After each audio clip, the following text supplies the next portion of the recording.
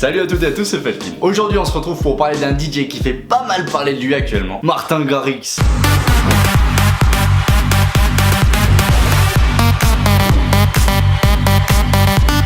Je dis en ce moment parce que pour le rappel, il y a d'énormes chances qu'il soit lui le meilleur DJ au monde, d'après le top 100 de DJ Mag. Un classement d'ailleurs qui laisse dubitatif pas mal de personnes dans le milieu. Mais là n'est pas la question aujourd'hui. Non, aujourd'hui on va parler de ce petit bébé qu'est Martin Garrix. Alors ce type, ce qui est tout de même fascinant avec lui, c'est qu'il a commencé la musique ultra tôt, genre à 6 ans, et que c'était pas pour rigoler lui. Direct il s'est dit et quelques années après, à la télé, il voit Tiesto en train de mixer à la cérémonie d'ouverture des Jeux Olympiques d'Athènes. Et la révélation encore une fois, Garrix se dit alors Papa, ich will ein DJ Design. Et c'est là que tout a commencé. À 11-12 ans, il commence à se mettre à produire des sons sur le logiciel FL Studio, logiciel de musique qu'il utilise toujours d'ailleurs, et se découvre un véritable talent pour ça, qui va d'ailleurs lui permettre de signer chez le label Spinnin' Records. Pour faire de la musique sur ordi, il a besoin d'une bonne dose de talent et aussi de beaucoup de patience. Mais lui ça le dérange pas, au contraire, à tel point que le Garrix il se retrouve à devenir ghost producteur pour des DJ locaux. Donc première info, quand je dis locaux c'est aux Pays-Bas. Et oui, il vient de là, notre jeune Martin Garrixen. Et deuxième info, en gros un DJ il a une idée de musique, il va la créer et faire une sorte de base, et il a filé un ghost producteur qui va fignoler la composition, faire le mixage, faire gaffe au niveau sonore des pistes, régler les fréquences pour pas que ça fasse trop de la merde. Et il y a carrément des ghost producteurs qui font un morceau du début à la fin, et à la fin il l'envoie au DJ, et le mec il lui dit bah allez merci gros, t'inquiète, pour te remercier je t'enverrai une petite carte postale d'Ibiza. Allez bisous. Moi à cet âge là plutôt j'étais plus en train de geeker sur Dofus, un peu moins de classe. Putain de vie. Martin Garrix il est si connu les gars, c'est parce que je pense qu'il a pas relancé non plus, mais il a donné un énorme coup de boost à l'EDM, l'électro dance. Putain je me fais tout le temps avoir sa film à l'envers cette merde. L'électro dance music, Tomorrowland ça existait déjà bien avant lui, Hardwell, Afrojack, tout ça ils existaient eux aussi bien avant lui, mais c'est notre bébé hollandais qui va tout défoncer en 2013 avec son morceau Animals.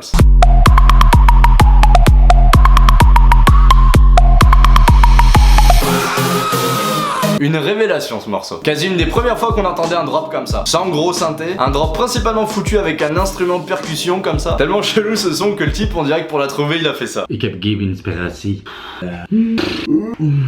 Oh. Hey. Le morceau est un carton, il va faire le tour du monde entier en un instant et comptabilise je crois presque 1 milliard de vues sur YouTube. Et là vous allez croire qu'il s'est reposé sur ses lauriers? Eh ben non. Le Garrix il a beau pas encore avoir sa majorité sexuelle, il va produire le morceau Wizard avec Jay Hardway.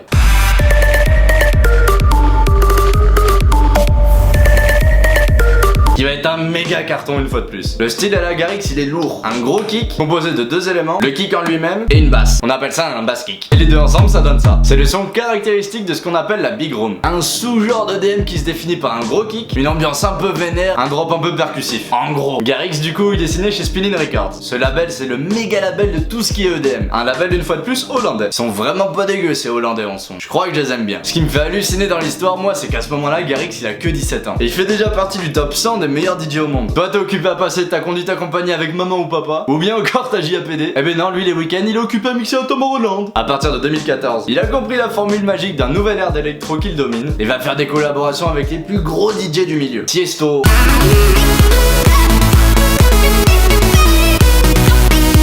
Afrojack,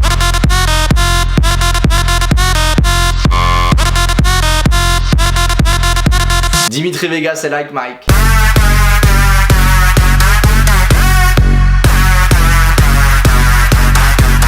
Et notamment un morceau qui va faire qu'empirer son succès, Virus.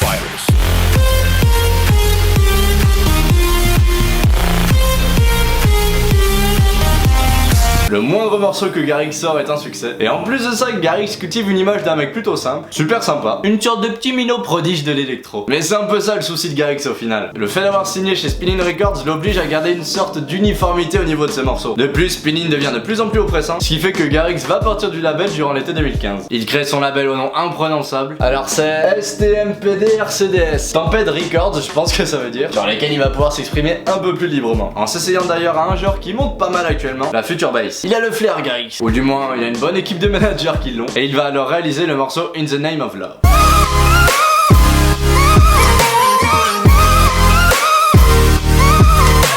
Qui qui annonce une nouvelle vague de sonorité chez Garrix. Du coup, de ses 20 ans, Garrix, on n'a pas fini d'entendre parler de lui, notamment grâce à sa potentielle place de meilleur DJ au monde, de ses nouveaux morceaux, de son nouveau label, et sa capacité jusque-là à savoir surfer sur la vague de la musique qui plaît, pour pouvoir se renouveler tout le temps et rester toujours au top. Voilà, la vidéo est terminée. Comme d'hab, mettez un pouce bleu et mettez en commentaire le nom d'un autre artiste que je pourrais analyser, ou bien encore ce que vous pensez de Martin Garrix. Moi, de mon côté, je vous confirme que je serai au festival Dream Nation le 24 septembre pour faire une petite vidéo comme d'habitude, et ce sera l'occasion d'en rencontrer parmi vous. Et pour ça, je vous invite à me suivre sur mes réseaux sociaux, Facebook, Twitter, Instagram. Et sur ce, je vous dis à bientôt, musicalement vôtre. Aujourd'hui, on se retrouve pour parler d'un DJ réputé pour sa délicatesse, sa tendresse musicale, sa volupté, sa douceur. Je parle bel et bien du DJ Excision.